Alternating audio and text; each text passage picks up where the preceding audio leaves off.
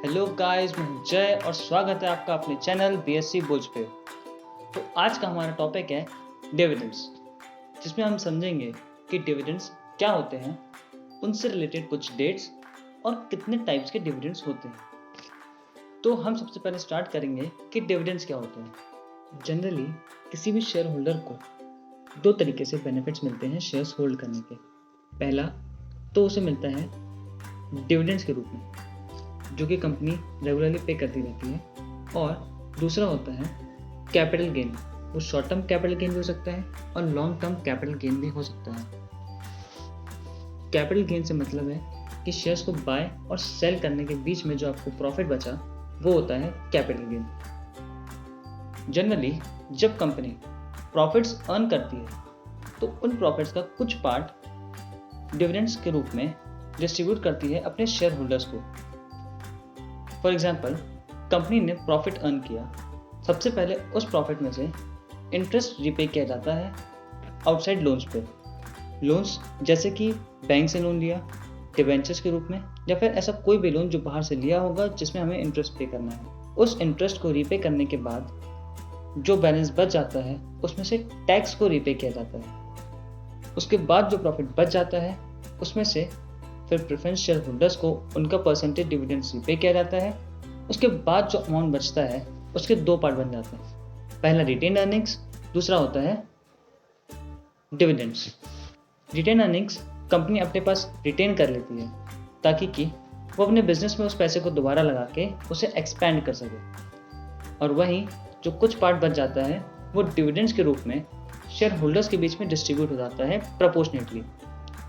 For example, इस बार hero MotoCorp ने 65 rupees पर शेयर होल्डर को दिया है डिविडेंड, जो कि अराउंड 3250% है उसके फेस वैल्यू का।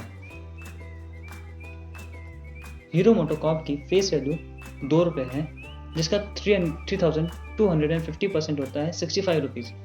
जनरली सुनने में 3250% बहुत ज़्यादा लगता है, लेकिन अगर आप फेस वैल्यू के हिसाब से उसको देखेंगे तो वो काफ़ी कम बन जाता है, क्योंकि जो अभी मार्केट वैल्यू चल रही है हीरो मोटोकॉर्प की वो 3200 या फिर 3300 के आसपास चल रही है। तो अब हम बात करेंगे कि डिविडेंड्स कितने टाइप्स के होते हैं। जनरली डिविडेंड्स दो टाइप्स के होते हैं। पहला होता है प्रपोज डिविडेंड, दूसरा होता है इंटरिम डिविडेंड। जो प्रपोज डिविडेंड होता है वो ईयर एंड में पे किया जाता है, जिसके लिए बोर्ड ऑफ डायरेक्टर्स एजीएम में डिसाइड करते हैं कि कितना percentage of dividends equity shareholders को पे करना है। वहीं जो इंटरिम डिविडेंड होता है वो ड्यूरिंग द ईयर पे किया जाता है। फॉर एग्जांपल, क्वार्टर एंड में पे किया जाता है। जनरली हर कंपनी अपना इंटरिम डिविडेंड इक्विटी शेयरहोल्डर्स को पे करती रहती है ताकि कि इक्विटी शेयरहोल्डर्स पे कंपनी अपना ट्रस्ट बिल्ड कर सके और इक्विटी शेयरहोल्डर्स हमारे साथ जुड़े रहें। डिविडेंड्स आने से पहले जनरली जो शेयर्स के प्राइसेस रहते हैं कंपनी के वो बहुत ज़्यादा बढ़ जाते हैं, क्योंकि उस समय वो कंपनी बहुत ज़्यादा डिमांड में आ जाती है। अब हम बात करेंगे कि कौन सी ऐसी इंपॉर्टेंट डेट्स हैं डिविडेंड से रिलेटेड जो कि हमें ध्यान रखनी पड़ती हैं। तो 3 डेट्स हैं जो हमें ध्यान रखनी पड़ती है। पहला होता है डिविडेंड डिक्लेरेशन डेट, दूसरा होता है एक्स डिविडेंड डेट, तीसरा होता है रिकॉर्ड डेट।